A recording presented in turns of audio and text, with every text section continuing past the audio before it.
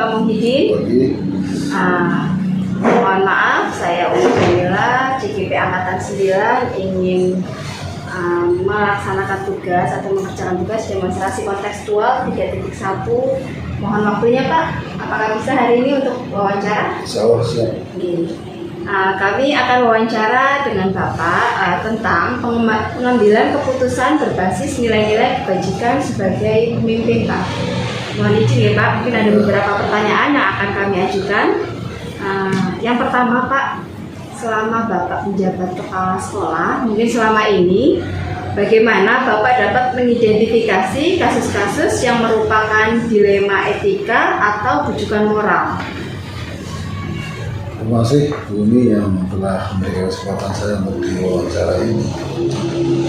Pada kegiatan ini atau bagaimana kita bisa melakukan itu, terutama kaitannya dengan kasus-kasus yang terjadi berkaitan dengan dilema etika atau moral yang ada di siswa, kita akan melihat bagaimana kondisi dari sekolah itu dengan cara kita mengambil beberapa sampling, kemudian kita juga memberikan beberapa interview kepada siswa tentang kegiatan-kegiatan yang dilakukan, dan kita juga mengambil kasus-kasus yang ada di sekolah yang terjadi. Kemudian kita untuk mencari titik apa dan hal yang perlu apa yang harus kita selesaikan dengan cara tahapan-tahapan yang kita rencanakan. Jadi kita identifikasi dulu kasus itu dengan cara kita banyak mencari di lingkungan kita, dengan bertanya, dengan mencari permasalahan, kemudian kasus-kasus yang sudah terjadi. Baik Bapak, terima kasih atas jawabannya. Kemudian kami minta tolong Bapak bisa memberikan masing-masing satu contoh Pak untuk kasus dilema etika dan kasus bujukan moral yang pernah Bapak alami selama menjadi kepala sekolah. Silakan Pak. Terima kasih.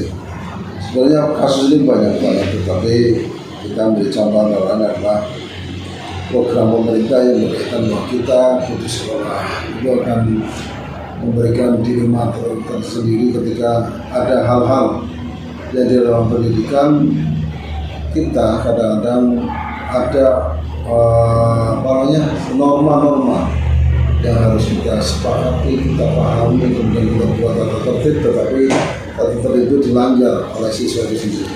Dan ketika dilanggar sudah mencapai hal yang kita sepakati, ada program dari pemerintah yang namanya wajib sekolah atau putus sekolah.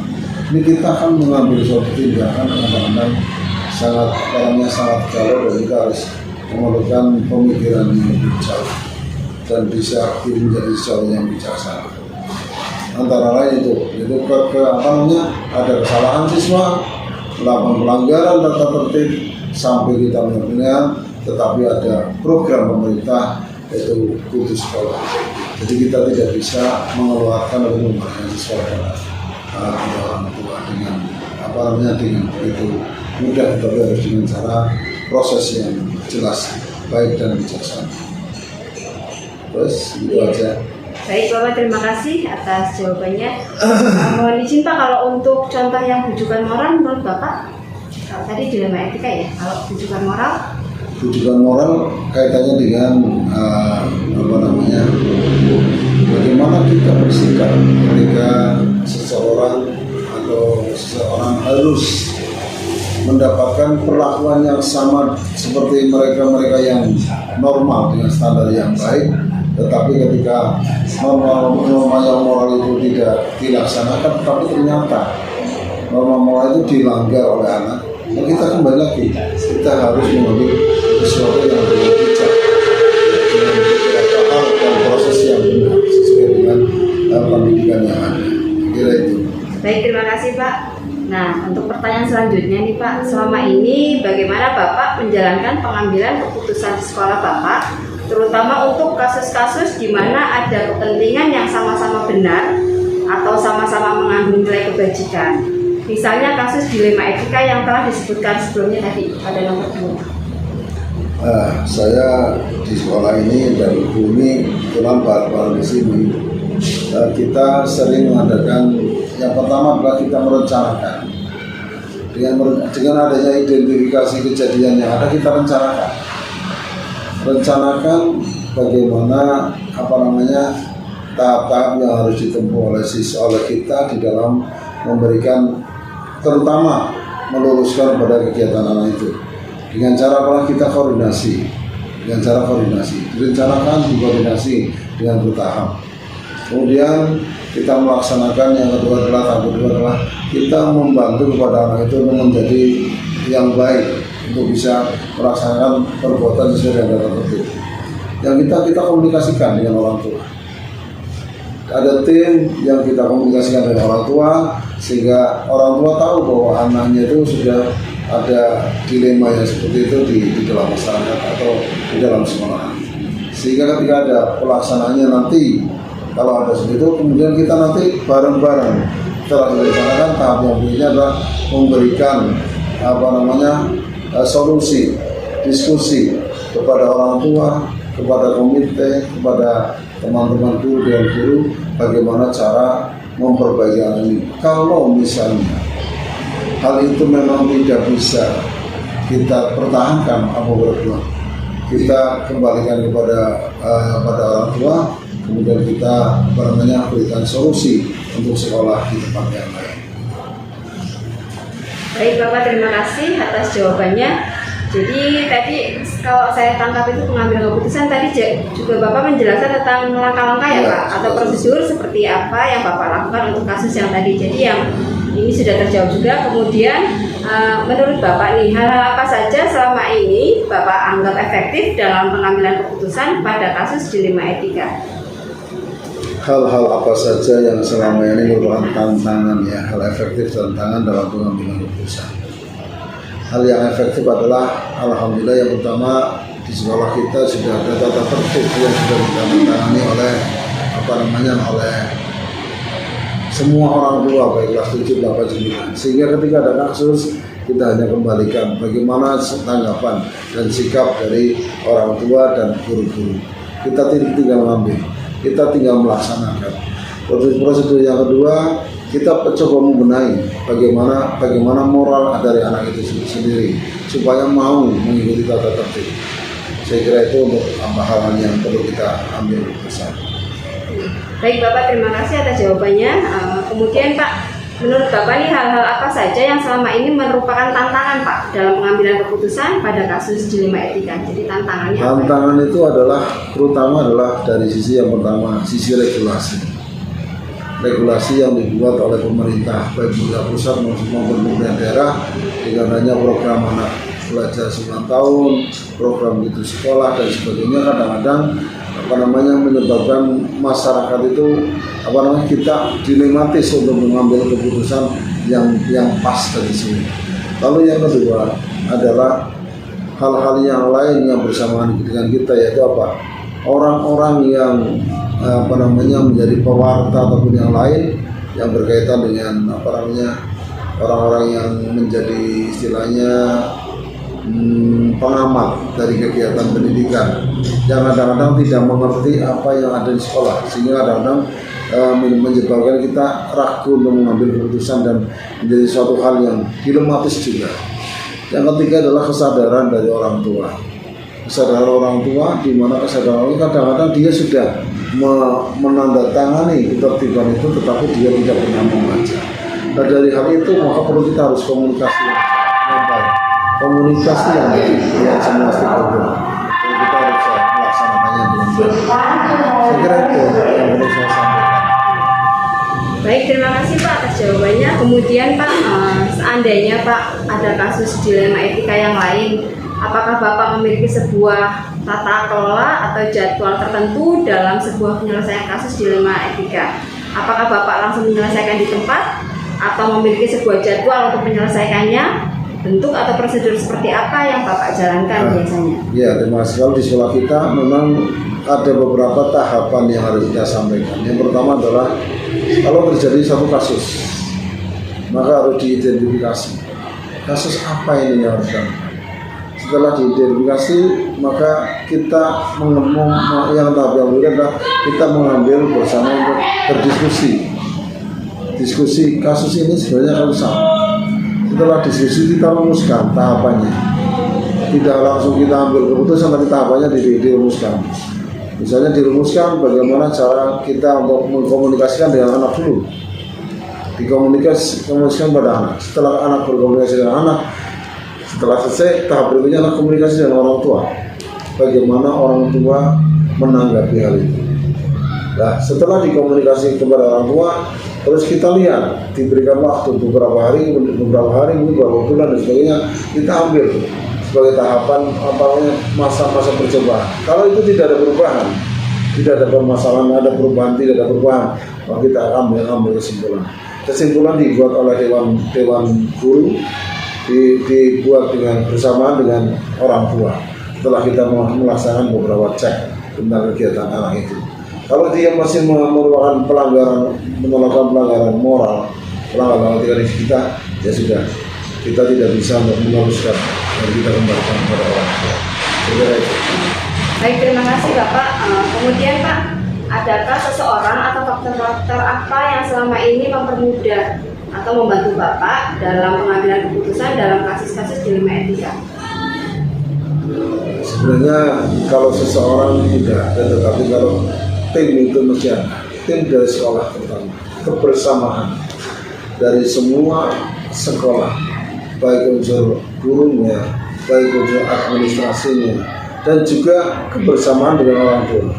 Sehingga dengan adanya komunikasi tadi, terutama komunikasi dengan selalu kita berdiskusi, akan menyebabkan kemudahan kita mengambil keputusan. Sehingga dilema yang ada di sekolah berkaitan dengan etik dan moral kita akan terselesaikan juga dengan sebaik-baiknya.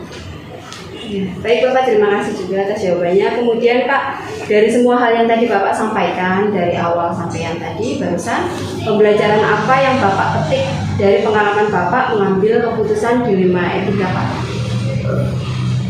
Saya ambil keputusan bahwa mengambil suatu hikmah bahwa setiap orang punya perbedaan prinsip, semua orang punya perbedaan pergaulan, semua orang punya perbedaan persepsi, dan setiap anak juga dalam suatu perkembangan moral. Sehingga kita tidak boleh mengambil keputusan hanya dari satu pihak, dari pihak kita saja, tetapi kita harus saling komunikasi antara pihak-pihak yang lain. Yang kedua adalah sikap bijak kita. Bagaimana menerapkan kebijakan, bagaimana kita bisa mengambil hikmah, bagaimana kita bisa mengambil keputusan yang pas, yang sesuai dengan kebutuhan anak. Sehingga apa yang kita lakukan menyebabkan anak itu bukan semakin turun, kalau bisa menjadi lebih baik dan bisa berprestasi. Sebab pendidikan tidak berhasil untuk hari ini, tetapi pendidikan adalah keberhasilan di lain waktu. Mungkin 10 tahun lagi, mungkin 5 tahun lagi dan sebagainya. Sehingga kita perlu mengambil kebijakan yang tidak merugikan dari sisi mana. Saya kira itu yang bisa saya sampaikan. Terima kasih. Terima kasih Pak Munding. Baik Bapak, terima kasih. Alhamdulillah Pak, beberapa pertanyaan yang kami siapkan tadi alhamdulillah sudah terjawab oleh Bapak. Saya pribadi mengucapkan banyak-banyak terima kasih Pak atas waktunya. Ya. Sekian dari kami. Assalamualaikum warahmatullahi wabarakatuh. Terima kasih. Moga-moga berhasil dan menjadi orang yang bisa melaksanakan nanti kalau waktu-waktunya bisa memperoleh ketika ada terjadi kiriman itu, dengan jadi penggerak, moga-moga bisa jadi pimpinan yang bisa mengambil keputusan. Karena itu terima kasih Nomi, semoga berhasil dan moga-moga hal ini tidak terjadi di sekolah ini. Tapi bisa. Pak. Ya. Coba. Ya.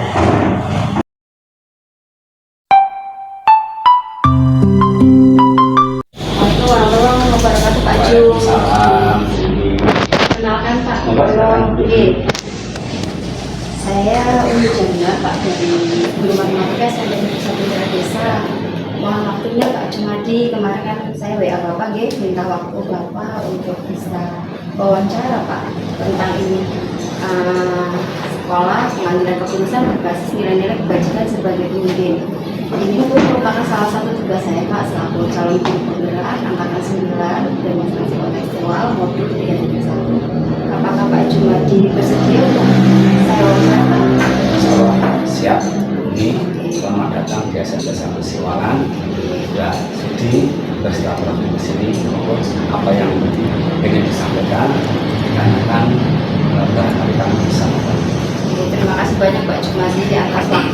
kesempatannya mungkin nanti saya akan banyak belajar dari Bapak yang sudah punya pengalaman sebagai pemimpin yaitu kepala sekolah.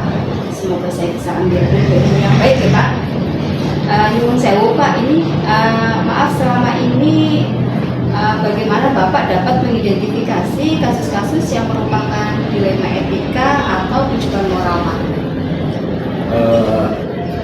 Di SMP 1 Siwalan saya kan termasuk masyarakat ya, kejadian-kejadian atau peristiwa-peristiwa itu kan dia banyak, tapi lumayan juga lah sebagai contoh-contoh. Nah, misalnya di sini terjadi perkelahian, nah, kejadian perkelahian itu di luar sekolah. Ini kan ada kasus gitu ya. Ini kan perlu anak yang melakukan perkelahian itu apa kita celahkan atau kita boleh tetap sekolah di situ. Itu salah satu contoh kasus. Mohon maaf Pak, Bapak di SMP 1 Siwalan tugas dari tahun berapa Pak? Itu SK-nya per 22 Desember, kemudian Desember 2023. Oh baru ya Pak ya? Efektif berangkat tanggal 2 Januari. Oh gitu, baik Pak. Jadi kasusnya tadi yang Bapak contohkan itu dilema etikanya salah satunya perkelahian ya Pak ya, di luar jam, kemudian Bapak bingung lah antara ini anak tetap sekolah atau harus dikembalikan kepada orang tua ya Pak? Gini Pak. Jadi Bapak itu di SMP 1. Tapi Bapak jadi kepala sekolah sudah berapa tahun ya Pak? Jadi mulai tahun 2013. 2013 berarti ya Lumayan ya Pak ya? 11 tahun. Oke, Bapak terima kasih. Terus Pak, selama ini bagaimana Bapak menjalankan pengambilan keputusan tadi yang di sekolah Bapak? Mungkin Bapak tadi menceritakan di SMP 1 Siwalan ya Pak? Terutama untuk kasus-kasus di mana ada dua kepentingan Pak, yang sama-sama benar lah atau sama-sama mengandung nilai kebajikan. Misalnya kasus tadi yang Bapak sebutkan di sebelumnya tentang perkelahian itu. Jadi bagaimana Bapak menjalankan keputusan di sekolah Bapak? Ya. Kalau melihat poinisasi yang kan di sekolah kan sudah ada tata tertib ya untuk mengatur itu, kan sebenarnya anak itu harus sudah langsung anak poin sudah. Tapi untuk mengeluarkan itu Bupati sudah mempunyai edaran aturan bahwa anak seusia sekolah sampai itu kudu sekolah kan. Ya Pak. Kalau langsung saya keluarkan kan saya nabrak aturan yang dari kabupaten ini. Walaupun di tahap tertib juga sudah kami keluarkan. Jadi tidak dilema tadi. Dan kami untuk saya keluarkan apa perkataan. Kalau melihat politisasi memang sudah. Mohon maaf Pak, kalau untuk poin itu di sekolah Bapak SMP 1 Negeri Siwalan itu maksimal berapa poin Pak untuk kita kembalikan mungkin anak? 200. 200 poin. Tapi kalau perkelahian di dalam masa jam pelajaran atau sekolah ya sudah dianggap lebih. Poinnya sudah sangat tinggi ya Pak. Tapi kalau sebelum itu kan kita juga perlu mengundang orang tua kan kita ini kita dan sebagainya. Mungkin ada sanksi-sanksi yang lain sebelum kita keluarkan. Jadi sebelum Bapak keluarkan mungkin Bapak berkomunikasi dengan orang tua ya Pak. Yeah. Tapi tadi Bapak sebutkan itu ini juga berbenturan dengan edaran dari Bupati ya Pak. Yeah. Jadi program kudu sekolah, artinya mungkin anak itu wajib sekolah ya Pak di usia-usia seperti itu. Tapi di satu sisi dia sudah melanggar tata tertib sekolah yang sudah melebihi poinnya maksimal ya Pak ya. Yeah. Oke, baik Pak. Nah menurut Bapak nih Pak, tadi kan Bapak menghadapi kasus yang dilema ya Pak ya, harus dikembalikan atau harus tetap sekolah. Nah langkah-langkah atau prosedur seperti apa yang Bapak lakukan untuk yang kasus yang tadi Pak, langkah-langkahnya? Langkah-langkah yang kami tempuh itu adalah segera kekataman itu. Hanya anak kita temukan, kita berikan arahan awal dan untuk memutuskan itu kita perlu musyawarah dengan mereka sesuatu penting.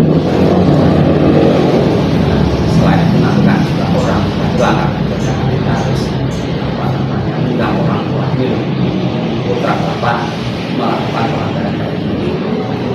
Seperti seperti yang tadi disampaikan, kalau pelanggaran itu kurang dari 200 kan ada sanksi terlebih dahulu, tidak langsung karena juga mengingat aturan dari bupati yang mempunyai program tersebut.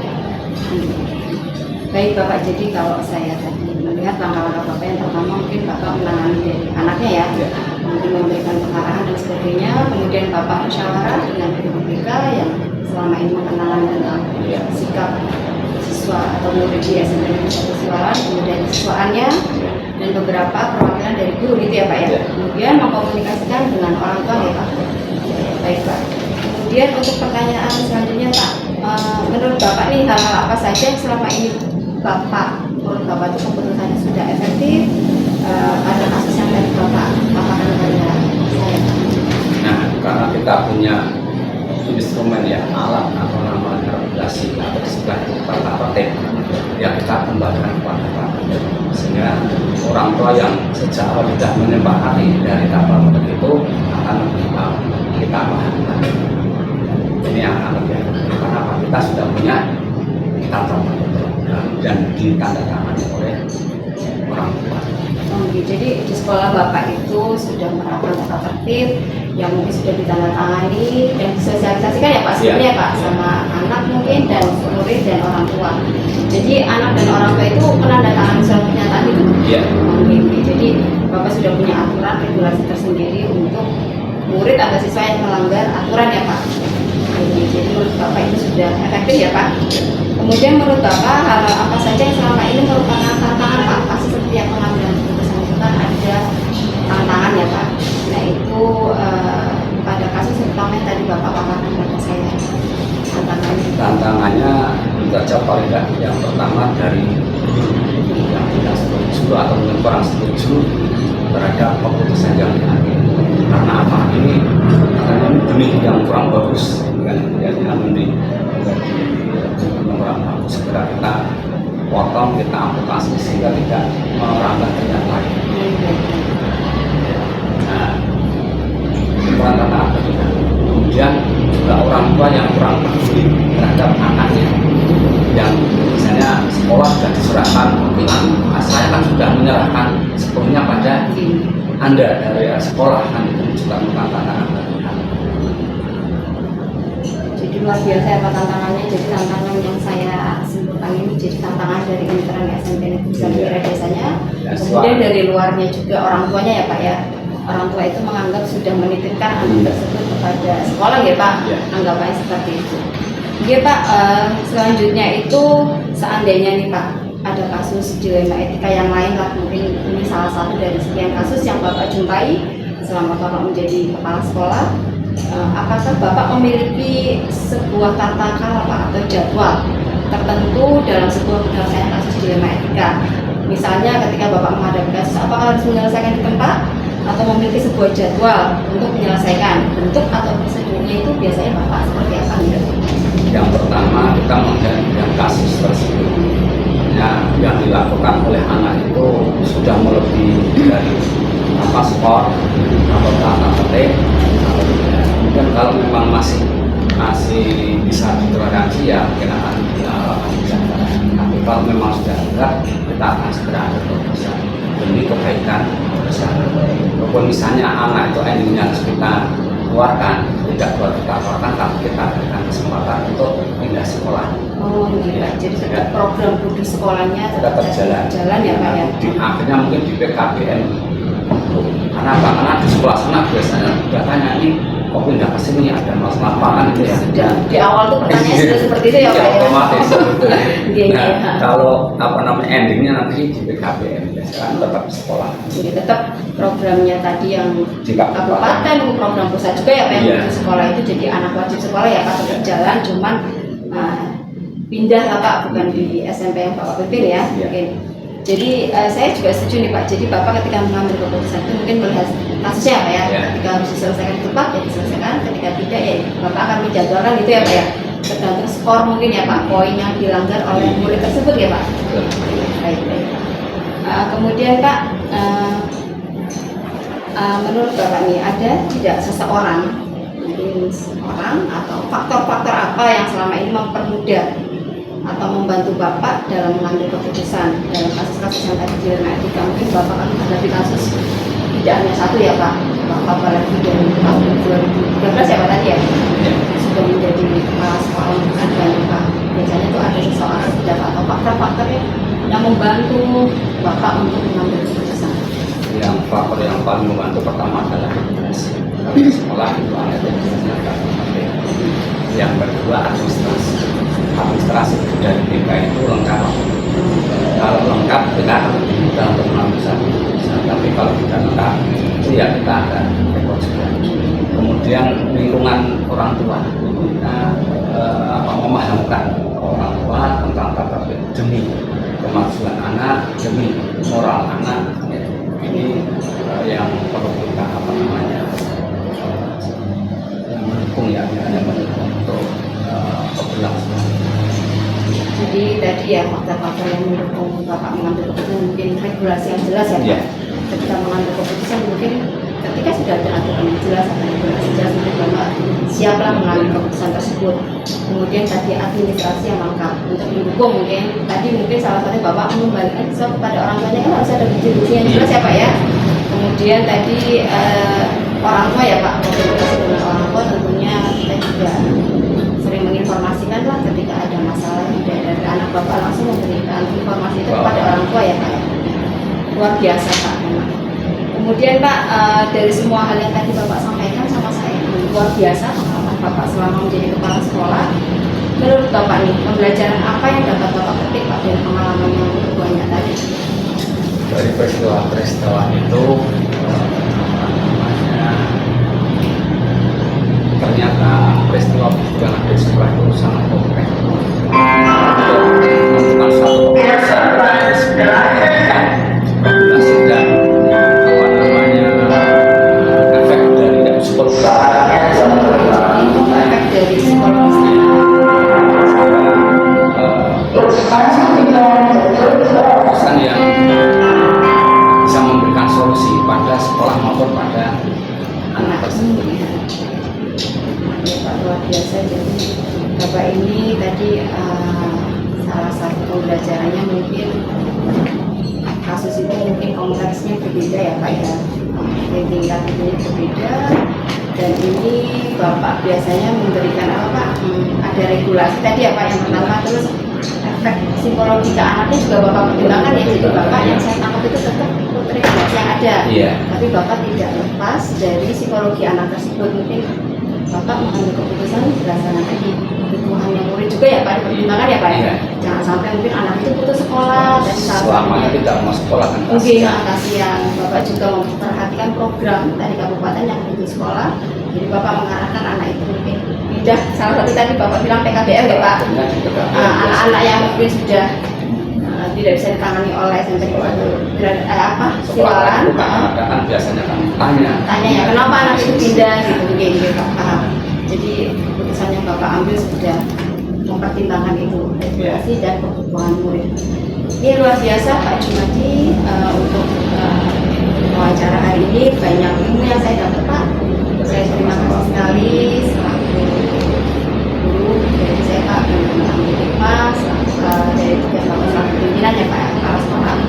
Mudah-mudahan Bapak bisa menjalankan tugas sebagai pemimpin dengan baik Pak, mengambil keputusan mungkin yang tepat, tidak merugikan pihak-pihak, mungkin salah satu tadi pihak anak atau pihak sekolah juga, orang tua juga. Terima kasih Pak, saya akan kembali ke sekolah lagi untuk menjalankan tugas. Amin. Amin ya Allah. Doakan ya Pak ya. Amin. Matur nuwun Pak atas waktunya Pak. Terima kasih. Assalamualaikum warahmatullahi wabarakatuh. Waalaikumsalam warahmatullahi wabarakatuh.